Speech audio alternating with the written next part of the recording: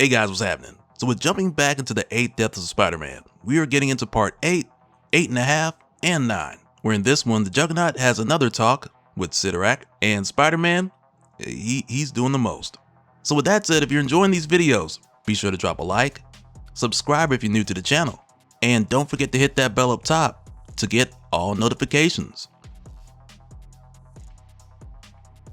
Alright, so in the last issue, we left off with Calyx returning to Earth after being corrupted by the Blight, where the first thing he did when he got back was kill his brother Kratios, who is the current scion of Cyttorak contending in the challenge. And when this happened, it was seen by their sister Syra, who's currently with Peter at Felicia's apartment, with Peter still being in that I missed the part where that's my problem mode. So with Syra seeing all of this go down, she grabs Peter and she takes him to the middle of the action because she's like, you need to see this. And when she drags him here, it's not so much because of her brother being killed or for the X-Men who have been fighting in his place, but she brought him here to see that Randy, Shay, and Aunt May are all dead. In addition to this other guy who's also dead, which just has Peter like, man, and this guy didn't even commit the crime of knowing me.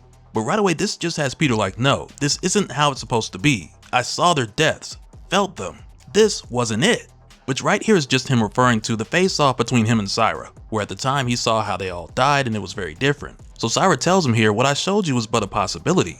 Things changed. And that's when Peter's like, what changed? And she tells him, you refused the call of Cyttorak and rejected your responsibility as champion. Which right there just has Peter like, so this is my fault. So right away, Peter gears up in his arcane armor, which was given to him by Dr. Doom when this all started, and he tells Phil Coulson, who's currently dead, to take his remaining reeds of Ragador and bring them all back. And if you're just kind of jumping in here and you're not sure why Phil Coulson is Death, this is basically a combination of Mistress Death no longer being available after everything we saw in the Thanos series, with her going into the Death Stone, in addition to what we saw in this series, where we found out why Phil was chosen, since he was able to see Death from when he was a child. And I have links to those videos in the description for anyone who needs to get caught up. But in the here and now, with Peter giving up the last reeds of Ragador that he has, this means if he dies again, it's going to be permanent, since those reeds have been Peter's only way of coming back this whole time. And that's why Phil is like, are you sure about this? And Peter tells him to do it and bring them back without them remembering how they died. So this ends up bringing them all back. So Peter tells them all to head inside, since it's not safe out here. And just after this, Peter goes on to handle the next immediate threat, which is none other than the Rot Dogs. And man, I was looking at the comment section of the last video, where a bunch of you guys were like, man, they should have called them Rottweilers. Because before they were Crimson Canines, so Rottweilers would have been a much better name. And when I saw that, I was like, man, I didn't even think of that. So yeah, you guys was on point. But when Peter asks Syra if she knows how to stop them, she tells him no, because usually they're controlled by Calyx. But what's happening now, this is different, because there's more going on and they're not truly his. So when Peter hears this, he's like, okay, all I gotta do is take care of Calyx, and that should handle the Rottweilers. And you know what, I'm just gonna call them Rottweilers because you guys came up with that and it sounds better. But now Peter's just like, okay, all I gotta do is handle Calyx and the rest will trickle down more or less. And right now he's thinking of the Calyx he fought before, the one he packed up and sent the baggage claim. Because as far as Peter's concerned, that dude has no hands. So he's like, okay, easy enough. But Syra tries to tell him here that it's not that simple because there's more going on. So the first thing they need to do is just find Calyx, because he's the conduit for something much more powerful. And so along the way, Peter runs into Juggernaut and he lets Peter know that the X-Men have his back. But when they find Calyx, in a twist of events, Calyx calls in more of his Rottweilers, and he has them jump all over the X-Men, every last one of them, including Juggernaut, only to then detonate the Rottweilers on top of the X-Men to infect them with the Soul Rot. But out of all of them, the Juggernaut's the only one who's not affected, and it's mainly because of his connection to Cyttorak. And I also want to say here, in a previous video, I mentioned the original origin of Juggernaut, with how Cain Marko found the Temple of Cyttorak and the Crimson Gem. And at the time in the comments, someone was like, he doesn't get his power from Cyttorak anymore. He gets them from the Crimson Bands of Cyttorak. So I quickly responded at the time because there's more to it. And this story goes into that for a little bit here. But before we get to that part, first I want to talk about how Cain lost his power and got it back. Because even when this new method allowed him to be the Juggernaut again, he was still getting his power from Cyttorak. Because back in Uncanny X-Men issue 21, and this was like the 2018 series, at this point Cain had just recently rejoined the X-Men after leaving the Brotherhood of Evil Mutants, but around this time General Callahan, the commanding officer of ONE, which is the Office of National Emergency, he set off a gene bomb that suppressed Magic's mutant powers, which were the only thing holding back Darkchild. And when this happened, Darkchild literally reached into the Juggernaut and separated Cain Marko from the Crimson Gem of Cyttorak, only to then crush it and send him to Limbo. And then after that, later on in the 2020 Juggernaut series, this is where we saw him get that power back. because at the time there was this forger who figured out a way to bring forth the Crimson Bands of Cyttorak and have them maintain cohesion in their dimension. And the guy was trying to do this so he could keep the power for himself, with the hope that Cyttorak would potentially deem him as worthy. And with Cain going to see this guy at the Forge of Cyttorak, which is located like at the top of a mountain in North Korea, this dude ended up attacking Cain, telling him that he cannot have the bands. But during their fight, the dude broke a chain that was holding them up, causing them to literally land on top of Cain, restoring him as the Juggernaut, as if this is what Cyttorak had wanted all along. But after some time, Cain combined this with the remaining chips and dust from the broken Crimson Gem by way of snorting it, more or less. But this led to a conversation between Cain and Cyttorak, which is where I think two groups of people walked away with different interpretations. Because when this happened, Cyttorak was like, okay, it's time again, Cain Marco, to do what you do best. In the name of Cyttorak, unleash destruction. Only for Cain to respond with a simple no. So Cyttorak was like, wait, what do you mean no? And this is where I believe the disconnect happened. Because when Cain says here, I'm not your avatar anymore, I'm not linked to you now. The harness is made from the bands of Cyttorak that existed in the earthly plane, which at the time had Cyttorak like, okay, well, why are you talking to me? To where Cain was like, I'm not. I'm on Earth, coming to terms that I'm finally free. So basically what happened here with Cain getting his power from the bands of Cyttorak, in addition to the remains of the broken Crimson Gem, this made it so Cain could use Cyttorak's power without having to serve him. Because even withdrawing power from the Crimson Bands of Cyttorak, they're still the Crimson Bands of Cyttorak, so they still depend on Cyttorak. And this is why the dude at the Forge was still hoping that Cyttorak would choose him. And with the harness being switched from the Crimson Gem to the Crimson Bands, this only meant that he wasn't linked to Cyttorak as a servant. So instead of just having to unleash destruction like Cyttorak wanted, and I mean before Cain didn't mind, this was set up so he could do whatever he wanted to, because the Crimson Gem was set up to give a portion of Cyttorak's power to whoever touched it, and it worked more as a binding agreement to prove Cyttorak's strength. And again, I can imagine how someone could land on either side of that debate. And this all comes back around because in a moment here, Cain's gonna have a talk with Cyttorak, specifically about the power that he's drawing from him both now and before. Because right here, when the X-Men are trying to stop the Juggernaut, Temper melts the road and then freezes it to try and hold his feet to the ground, only for Cain to just stomp his way right out of it. But he knows that this is just a setup, because next, Magic comes through with her Soul Sword. And it's right here where he says Magic's Soul Sword disrupts magic, spells, beings, you name it, permanently in most cases. Not sure what it would do to me if she really cut loose, and I ain't in a hurry to find out just before he catches her. But for a quick moment, this poses the question of what the Soul Sword would do to the Juggernaut, especially when you take into account this unique setup that he has now. But after stopping Magic, this is enough for him to get caught off guard, because next Kid Omega uses all sorts of vehicles and debris to hold him down so he can remove his helmet, only to find out that the Juggernaut's basically wearing a helmet under the helmet. And it's funny because even with the Soul Rot, the other X-Men, they're still kinda themselves, and Kid Omega's just like, come on man, but he's able to expose just enough of Cain's head for Psylocke to get her psychic knife through, causing everything to go dark for Cain. And for a moment here, he's like, wait, am I in a coma? Just before he realizes that he's been sent to the Crimson Cosmos. And I like how this gives us this moment between Cain and Cyttorak, especially after the one we just talked about. Because right here, Cain's like, oh great, is it too late to pick the coma? Yeah, I know that look. You're disappointed in me, right? Let me guess why. You made me your avatar for one reason, to strike fear of the great and powerful Cyttorak into everyone I meet. But lately, I keep playing hero, which ain't in the job description. So when I do good things, I get weaker, and no one's scared of you, which makes you mad.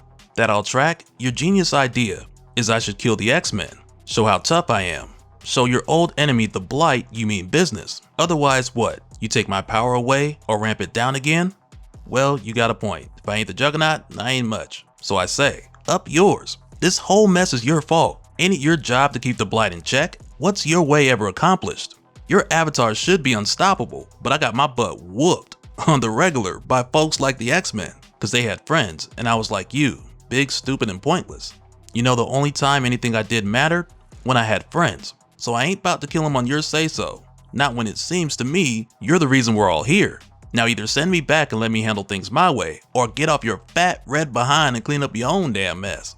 And that's where Cyttorak just kind of brushes Cain back off into his body. But at this time, he's still fighting against the other X-Men. And it's a bit of a flex for him here because he did get a bit of a nudge coming back. When the Juggernaut doesn't get stopped, he's got to let you know. But he goes on to say here, nice try. Might even work most times. Not today. I'm in what the Doctor Strange types call my place of power. Wait, I got that backward. My place of power came to me. And so this is where corrupted Cyclops, who's basically given the Juggernaut an ultimatum at this point, which is either to give in to the Blight or die. This is where corrupted Cyclops is like, okay, you made your choice, I won't hold back. And that's when the Juggernaut's just like, okay, I know I say this a lot, but nothing stops the Juggernaut, as he just runs right through Cyclops' optic blast and knocks him over. But again, he's not trying to kill these guys. So right here, Kane reaches out to Beast, who's currently at the X-Men's base in Alaska, which is like the old Sentinel factory. So Beast responds and he lets Kane know that Magneto's there with him. So Kane tells the two of them to find as much information as they can on the Blight. And he goes on to tell them it's magic, it's not from this dimension, it infects people, rots their soul by turning them against their loved ones. I'm interested in how to cure someone who's got it. And he goes on to tell them the whole team's infected, except for him because he's protected by Cyttorak, and nothing's getting past that right now. And as soon as he says that, Magic comes back with a soul sword, and she's like, you're right about the protection of Cyttorak. Let's take it away. As she stabs the Juggernaut from behind with the soul sword, which right here goes back to that whole conversation of like, what does this mean? What will this do? Because again, with the other X-Men, they're still themselves, they're just corrupted with the soul rot. So right here, Magic's like fascinating. Either you should be powerless or in such agony you can't move, but you resist. You can tell here he's getting ready to say, cause I'm the Juggernaut, I mean, you know the rest. But Magic is just like quiet and she twists the sword. And when this happens, the Juggernaut, he calls out to Cyttorak, telling him that he's not giving up. And he says here, give me whatever power you can, or don't. I'll keep fighting, but I won't kill them. You might see enemies here. All I see are people who didn't give up on me when they had every reason to. So I'll be damned if I give up on them. You want to take away my powers? Go ahead. I'll go down as Kane Marco. I'll go down fighting for my friends. And you know, seeing Kane talk like this, it almost feels like he's acting a bit more like Spider-Man. Because if you think back to that iconic moment from Amazing Spider-Man issue 33, when Peter was trapped under tons of steel after a fight with Doc Ock, when he had to reach deep down to find the strength to get himself out so he can get the serum to save Aunt May, one of the biggest takeaways from that moment was Peter not wanting to fail the people who had done the most for him again, because he already felt like he failed Uncle Ben, and he didn't want to also fail Aunt May and let her die. And it almost feels like this is going for something similar, with Kane expressing what the X-Men mean to him. So now, with or without Cyttorak's help, Kane's gonna do whatever it takes to be there for the people who've done the most for him. So again, it feels like they're going for something similar here. And I'm pretty sure somebody gonna be in the comments like, how dare you even make that comparison? But what's happening with Kane here is definitely him having a Spider-Man-like moment. And we'll see how that connects to Peter in a huge way in a little bit. But following this and going back to the moment where the X-Men initially attacked the Juggernaut,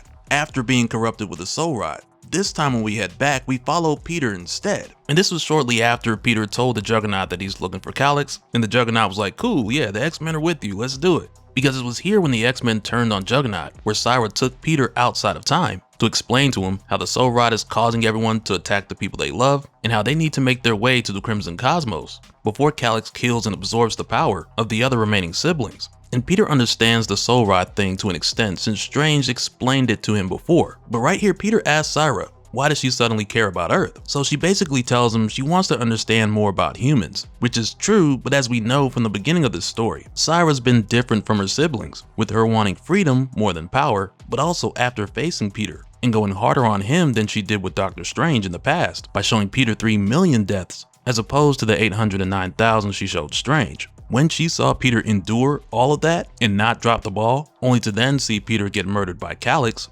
who stepped in out of turn. In this moment, with Cyra seeing Peter still hold on to that ball, or the sphere, this would become one moment out of many where Cyra would learn about how much Peter cared for the lives he was trying to save. So with her just saying here that she's curious about humans, there's a lot more to it, because she is curious and she is learning, but a lot of what she's learned has come from spending time on Earth and watching Peter. And just before they leave for the Crimson Cosmos, Peter's like, hey, what about Juggernaut? And that's where Cyra lets him know how and why he's not able to be corrupted. But when the two of them make their way to the Crimson Cosmos, they find out that all of Cyra's other siblings are dead, because Calyx has killed them already. This has Cyra asking her father Cyttorak like, hey, how could you do nothing and just let this happen? So for a moment here, she's just like, okay, if my father won't fight, then I will. To where after that, she starts looking for Calyx because he's got to be around here somewhere. But before she can find him, things take a turn for the worse because the Blight shows up. And just going off the description that we were given by Doctor Strange, we know that this thing is insanely powerful. When it shows up, it even has Peter like, how are we gonna fight something like that? Only for Calyx to pop up behind him, saying you don't, just before he kills Peter, and just tosses him to the side. And we know it's the real deal because Phil shows up and he's just like, "You did your best, kid. It's time to go." But just after the sneak attack, Calix tells Cyra that she should be grateful because he's broken Cyttorak's covenant and given her the freedom that she's always wanted, only for her to have this look of contempt in her eyes. And that's when Calix tells her here, "I don't know whether to kill you or marry you." And right there, just like, whoa, buddy, you've crashed out far enough. And this is where he gives Cyra an ultimatum, because he tells her he's going to speak to their father Cyttorak and then kill him. And she has up until when he's done to decide whether or not she'll join him. And as Calix heads up towards Cyttorak, for a moment here we head back to Earth, where we get a brief look at an exchange between Sorcerer Supreme Doom and Doctor Strange, where we find out here that Doom just wanted to wipe the whole city from Earth as a solution.